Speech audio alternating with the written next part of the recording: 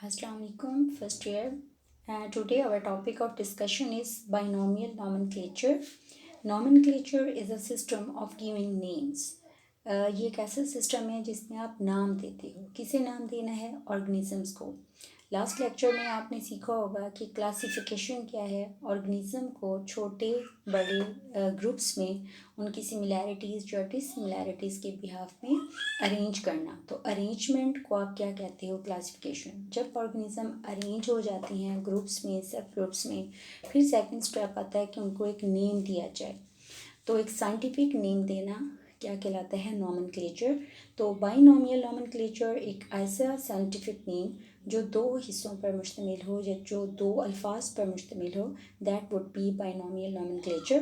तो first slide में हम देखते हैं कि किस साइंटिस्ट ने इसे इंट्रोड्यूस किया। एक स्वेडिश बोटानिस्ट हैं कैरल लाइनियस। उन्होंने 1753 में एक साइंटिफिक नेम देने का सिस्टम इंट्रोड्यूस किया, जो कि सबसे पहले उन्होंने प्लांट्स के लिए यूटिलाइज़ किया 1753 में। उसके बाद 1758 में उन्होंने इसी को एनिमल्स को नेम देने के लिए सेम प्रिंसिपल का यूज़ किया। तो क्यों ज़रूरत हुई कैरल लाइनियस को साइंटिफिक नेम देने की? जितनी भी दुनिया के हिस्से हैं वहाँ पे जो भी लोग रहते हैं उनकी अपनी अपनी लोकल लैंग्वेजेस हैं, तो वो आपस में एक दूसरे से कम्युनिकेशन नहीं कर सकते जब तक कि एक यूनिक सिस्टम नहीं होगा। एक स्पेशल ऑर्गेनिज्म को एक साइंटिफिक नेम देने का एक प्रॉपर सिस्टम की ज़रूरत थी, जिससे तमाम वर्ल्ड के लोगों को जो कि डिफरेंट लैंग्वेज यूज़ करते हैं उनको आपस में कम्युनिकेट किया जाए।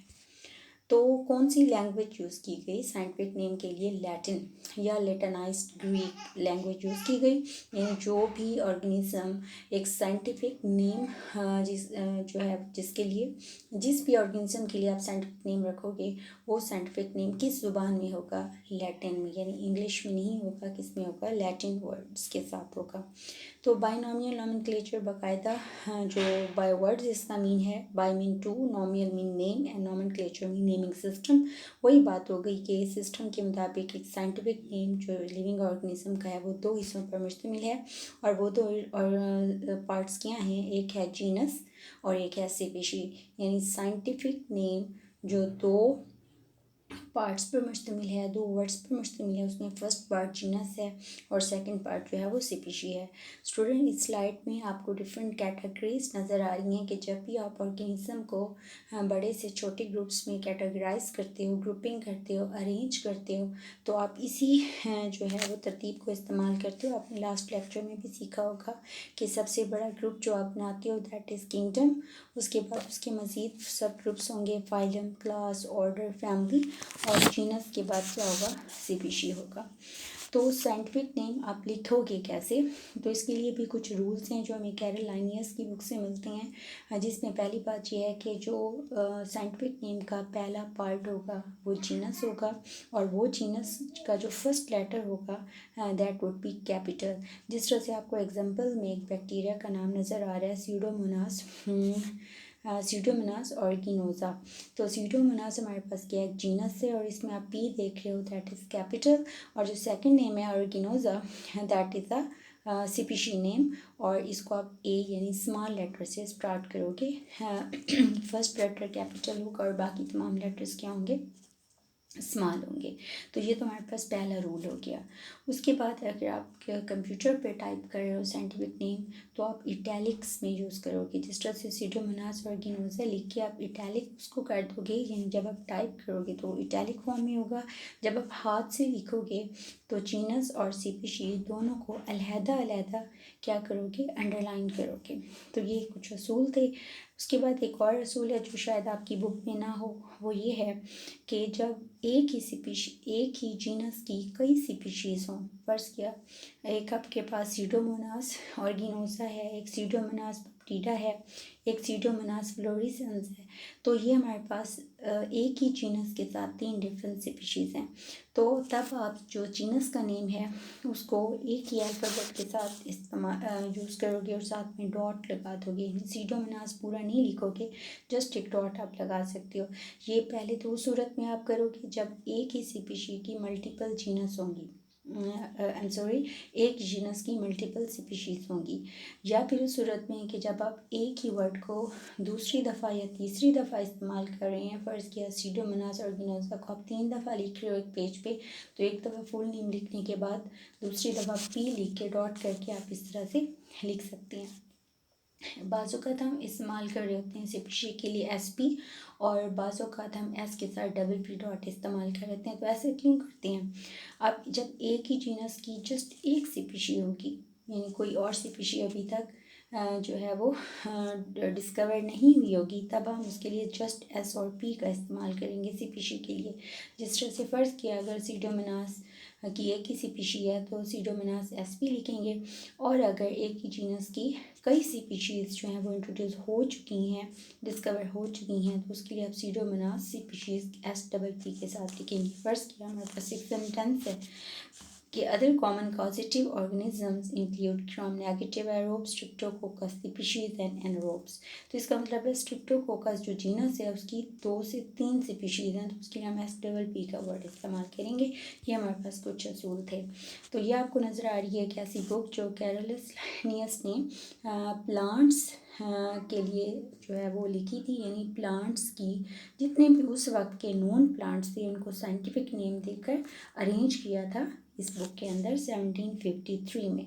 तो ये इस बुक का नाम क्या है? स्पीशी प्लांटेरियम, यानी प्लांट्स की जितने भी उस वक्त की नॉन स्पीशीज़ हैं उनकी साइंटिफिक नेम लिस्ट के साथ मौजूद है। यह 1753 में। इसके बाद 1758 में एक और लिस्ट कैरोलस लाइनियस ने इंट्रोड्यूस कराई जिसमें सारे एनिमल्स के नेम थे। तो ये तो स्टूडेंट्स आपको पता चल गया कि बाइनोमियल नोमेनक्लेचर क्या है। यहाँ पे इस स्लाइड में आपके पास वो एग्जांपल्स हैं जो बुक्स में हैं। फ़र्ज़ किया हमारे पास अनियन है, प्याज, इसका साइंटिफिक नेम क्या है? Ilium cepa. अमलथस का कैसिया फिस्ट्योला। मैन यानी हमारा जो साइंटिफिक नेम है that is homo sapien. Potato आलू सोलेनम ट्यूबरोजम, और ब्रिंजल बैंगन जो है सोलेनम मिलंगीना या मिलंजीना। तो इसमें आप देख सकते हो जो जीनस के नेम है वो क्या है। अनियन के केस में एलियम जीनस है जिसको आपने ए कैपिटल के साथ लिखना है, और सीपा स्पीशी है। कैसिया फिस्टोला में ऑब्वियसली कैसिया जीनस है जो कि कैपिटल C से आपने स्टार्ट की। होमोसेपियन में होमो जीनस है, कैपिटल H से स्टार्ट किया। सोलेनम ट्यूबरोजम में सोलेनम जीनस का नाम है जिसको आपने कैपिटल S से स्टार्ट करना है, और इसी तरह से ब्रिंजल सोलेनम मिलंजीना। तो ये हमारे बुक वाली जो है एग्जांपल्स हैं, इनको आपने लाजमी तैयार करना है। अब हम लास्ट स्लाइड में देखते हैं कि साइंटिफिक नेम देना क्यों इतना अहम था। तो इसमें आप 3 पॉइंट्स में इसको डिस्कस कर लें। पहला तो ये कि एक ही ऑर्गेनिज़म के कई नाम हो सकते हैं। एक ही जानदार के मुख्तलिफ लैंग्वेजेस में मुख्तलिफ जो है वो नाम हो सकते हैं। ऑर्गेनिज़म एक ही और नाम मुख्तलिफ। फ़र्ज़ किया जिस तरह अनियन है, इसको हम आम उर्दू में प्याज कहते हैं, लेकिन पाकिस्तान के ही कई इलाकों में इसको 3 मुख्तलिफ नाम से पुकारा जाता है, जिस तरह गंडा, बसल या फिर वसल। इसी तरह अमलथस का जो पौधा है उसको अर्गवाद, गरमाला, गोल्डन शार या फिर पर्जिंग कासिया कहा जाता है। तो ये एक ही पौधा, उसके 3-4 नाम हैं। तो इस तरह से प्रॉब्लम्स हो सकती हैं कि ऑर्गेनिज्म के कई नाम, तो इसलिए साइंटिफिक नेम देने की ज़रूरत महसूस हुई होगी। दूसरा ये कि कई ऑर्गेनिज्म को एक ही नाम दिया जाता है। फ़र्ज़ किया कि हमारे पास एक वर्ड है ब्लूबेल्स। ब्लूबेल्स हम मुख्तलिफ फ्लावर्स के लिए यूज़ करते हैं जिनकी बेल शेप स्ट्रक्चर होगा। इसी तरह से ब्लैक बर्ड, काला परिंदा, ये जो ब्लैक बर्ड का वर्ड है ये हम क्रो के लिए भी इस्तेमाल करते हैं और राविन के लिए भी इस्तेमाल करते हैं। तो इस तरह की झंझट से भी बचने के लिए साइंटिफिक नेम जो है वो इंट्रोड्यूस कराने की ज़रूरत महसूस हुई होगी। उसके अलावा जो हमारे पास कॉमन नेम है उसकी कोई साइंटिफिक बेस नहीं होती, तो एक साइंटिफिक बेस ढूंढने के लिए भी आपको एक साइंटिफिक सिस्टम जो है वो उस वक्त ज़रूरत था। तो क्या हो सकता है कि फ़र्ज़ किया हमारे पास एक फ़िश है, ठीक है, आप लोग बायोलॉजी पढ़ रहे हो, बायोलॉजिस्ट हो। फ़िश के हमारे पास एक वर्टिब्रेट है, और वर्टिब्रेट की कैरेक्टरिस्टिक क्या होती है कि उसके पास बैकबोन होगी, फिन्स होंगे और गिल्स होंगी। वो करैक्टर हमारे पास क्या होंगे? फ़िश करैक्टर होंगे। लेकिन आप देखते हो सिल्वर फिश एक आपके पास इंसेक्ट है, ठीक है, लेकिन उसके नाम में चूँकि वर्ड फिश है तो ऐसा नहीं है कि फ़िश लिखने से वो फ़िश हो जाएगी। ये हमारे पास एक इंसेक्ट है। इस तरह से क्रे फिश, ये भी एक इंसेक्ट है। जेली फिश, ये आपके पास एक सिलियनट्रेट फाइलम की है। और स्टार फिश, ये आपके पास अकाइनोडर्मेटा फाइलम की है। यानी ये तीन जो भी नाम है, silverfish, starfish, jellyfish, crayfish, ये हमारे पास फिशेस नहीं हैं। तो ये भी होता है कि ये सारे कॉमन नेम है और इसमें कोई ऐसी बेस नहीं है साइंटिफिक बेस कि हम इनको कह सकें कि ये फ़िश है। तो स्टूडेंट्स, यही वजह थी इन तरह की प्रॉब्लम से बचने के लिए जो है वो एक नॉमेनक्लेचर, बाइनोमियल नॉमेनक्लेचर की ज़रूरत महसूस होगी कि हर ऑर्गेनिज्म को एक ख़ास साइंटिफिक नाम दिया जाए।